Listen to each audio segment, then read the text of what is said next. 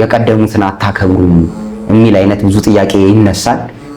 ሁሌ ያነሳታለሁ። አብዛኞቻችን ጋር የሲኒየሪቲ ፌመስ የመሆን የገንዘብ የእውቀት ይጓ አለብን አብዛኞቻችን እና ኢቭን የመከፋፈል አይነት ነገር ራሱ ከጊዜያቶች በኋላ የመጣው የዛ ችግር ነው ብዬ አስባለሁ። ስጋት የሚሆንብኛል አሁን ለምሳሌ እኔ ያው እግዚአብሔር ነው እውቀትና ጥበብን የሚለካው እግዚአብሔር ነው እንጂ በሰው ሜጀር አትደረግም። ግን እንደው ራፍ የምታውቃቸው ሰዎች አሉ ማለት ህይወታቸውም ሊሆን ይችላል አስተምሯቸውም ሊሆን ይችላል ለበገና ህይወት የማይመጠን አይነት ሰዎች አሉ።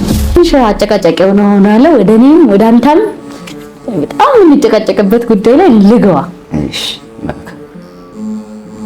በገና ከሌላ የዜማ መሳሪያ ጋር መደባለቅ አለበት ወይስ የለበትም? ፐርፎርማንስ አንደኛው ሲሰማ ደስ አይልም የሚል ሪዝን ተነስቷል። በአንደኛው ወገን ደግሞ እኔ ሲሰማው ደስ አይልም ሊል ይችላል። ያ ሰውዬ የቴስት ጉዳይ ሪዝን ሊሆን አይችልም።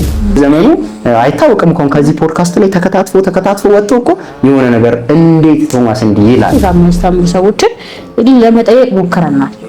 ለምንድን ነው የተደረገው? ሊስታውት አድርገን ዝማሬዎቻቸው ይሄ ዝማሬ ጋር እንደዚህ አድርጋችኋል፣ ይሄ ዝማሬ እንዳልከው ነው። ግን አንዳንዴ ትራን ተፈጥራችሁ ትባላለች።